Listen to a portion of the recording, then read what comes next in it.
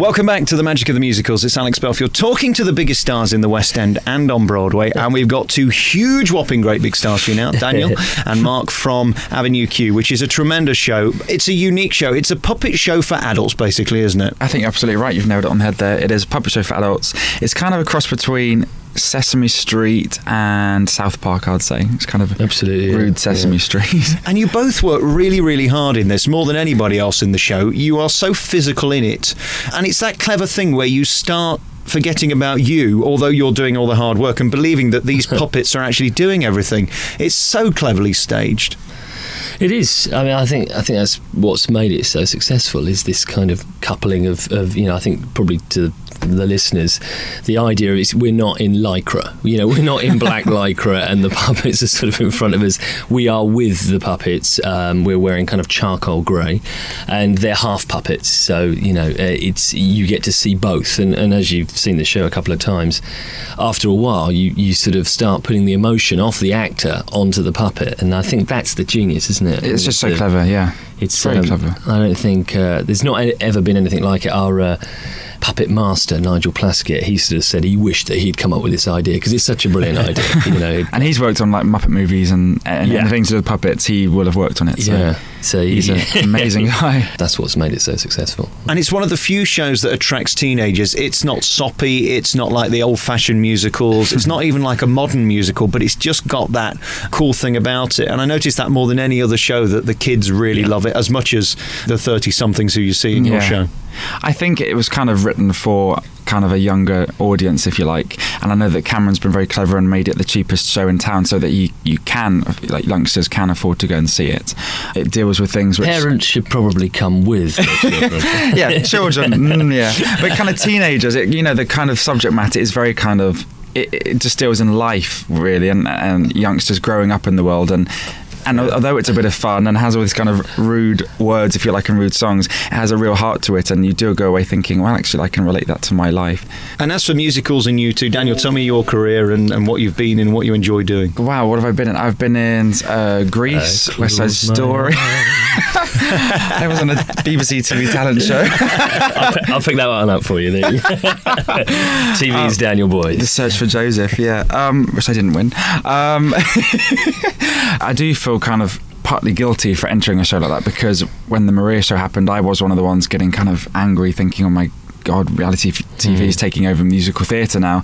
But when it came a year later, when I heard the audition for Joseph, I kind of just thought to myself, well, I'm not getting where I want to get. I'm not being seen for things I want to be seen for. I need to just play the game, I guess. And I went along for an audition. I didn't think I'd get anywhere, honestly. And so to suddenly get down to the final 12 and then to appear on the TV was really strange and very surreal. But there's no doubt that it kind of has helped me, and at the time I kind of had a profile about me. So I think people, if you just come in there, I think people who from the outside, and of course I Daniel has been in the industry for a number of years, and I think after the Maria show, I think a lot of people in our industry thought, well, if this is the new way to audition, clearly, we go to auditions all the time, we have to do that all the time, and this kind of came up and people went, oh no, that's probably just going to be a bit of commercial fun. But people realised very quickly that good people were going up for it, and you just went, well, fair enough. I suppose personally for me, there's probably not going to be a show like that that's going to be, unless they look for, I don't know, The Scarecrow in The Wizard of Oz or something. Or Jonathan Ansell the musical or something. Exactly. I mean, obviously it doesn't quite work for your listeners. You have to see what I look like. But there is that kind of side to it. Do you know what I mean? Fair enough. If the right thing came up, you think, well, it gives you a profile. It gives you, a bit more clout. And the people that we know that have been up for it, like the lovely Rachel Tucker, who was up, and she's now doing We Will Rock You, who was brilliant. And she had been in the, I don't know if she's been in the West End, but she's certainly toured with shows. And again, like Daniel had been around. I'd seen you at many auditions. We were both waiting to go in and sing our songs. And how depressing is that when you're stood there and you know that you're competing with another 1,000 people who might be taller than you, better looking than you, different colour hair than you? It's a really personal thing, isn't it, that? And you have to just be able to take that rejection. I couldn't do it.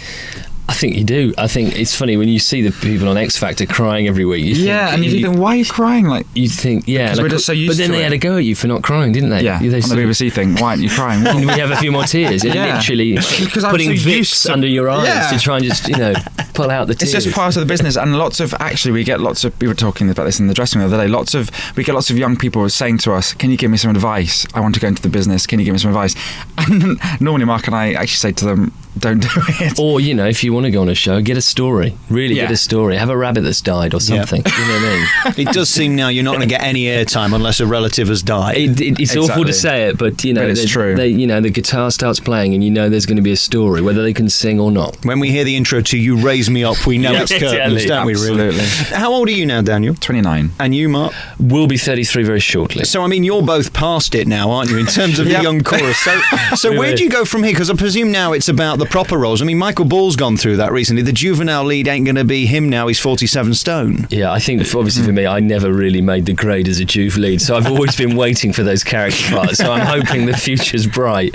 We were just talking about this. I think, on stage you tend to play younger anyway. Do you know what I mean? There's always that kind of 5-year sort of thing of, if on your spotlight page and on these things on your CV, you have to put what age could you be, categorised into.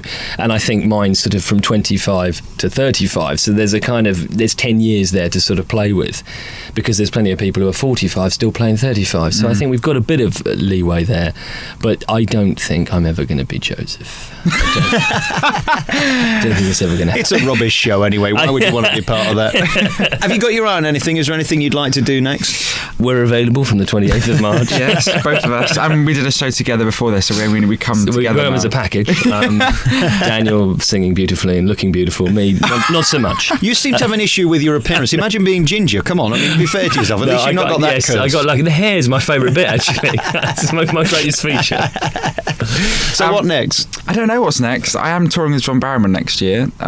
He's doing a concert tour, and I'm touring with him. Lovely. So that's getting to sing some more kind of pop songs rather than musical theatre. Do you know him well? Sorry. I'm saying nothing. Red, but there's nothing there, honestly. Really not. He's a married man. Oh, don't laugh. I'm really don't laugh. No, it makes it worse. No, he's lovely. And I'm going to make a fortune out of this to the Sun. They're going to pay a fortune for this. He's been very nice and supportive since the Joseph I'm thing. sure he has. Yeah. He's stark raving bonkers, isn't he? He is. He is. He's crazy. What you see is what you get. He's actually like that all the time. But some people say, "Oh, he's so annoying and so loud," but he is very kind and very caring. He does have that side to him. And when we were there in the Joseph programme, he actually did care about all of us, and he was very supportive. He's a lovely man. And for you? For me, I don't know. At the moment, nothing's sort of come in that.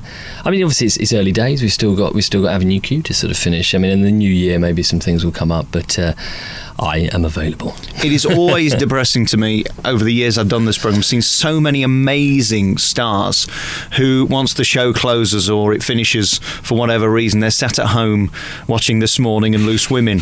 And it's just a very cruel business where the bar is very high and they've got the pick of the crop and it's down to what they want, not what you want, isn't it? And unless you are John Barrowman, it is going to be tough. I think that the bottom line is that the last few shows I've been in, primarily they've all closed, earlier than they were expected to. I did a show called The Drowsy Chaperone. I don't know if you saw that one, but that was a brilliant show.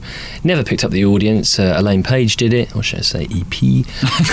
And she, it was a brilliant show, and I think we lasted something like 2 months. That was it. It wasn't picked up. It wasn't probably advertised in the way it should have been, but that's the kind of climate we're in. You get a show and you think, your fingers crossed that this is going to pick up a good audience. And the amazing thing with Avenue Q is that it's been there and it's coming into its, we're into our third year. We've just done 1,000 shows, which is amazing for a show which is a real niche audience. And you just think, because I remember when it first came out, I thought, who's going to go and see this? Mm-hmm. And then all of a sudden you started picking up audiences, as you say, from the teenagers, and also city boys started to, you see all the suits there, they get like trips. I don't know if they're corporate trips, but they end up absolutely loving it, even if they start flicking around on their BlackBerry, by the end they're in tears.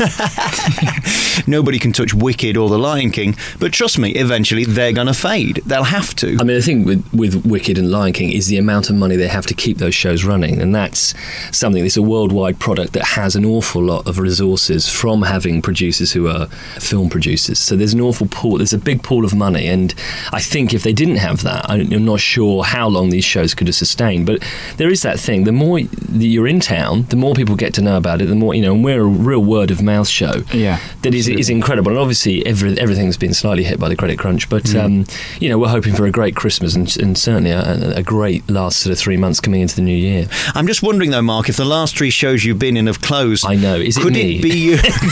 This is something that has been kind of put towards me. But then I did say that I was in Les Mis, and that's still running. Although I did close that at the Palace. So I don't know. Maybe it is me. Why don't you try window cleaning or something else? Something else. I don't know quite what that would be. And Daniel, congratulations to you, and good luck with John and all that develops. Enjoy yourself on tour with him in those Premier lodges. I'm sure you'll have.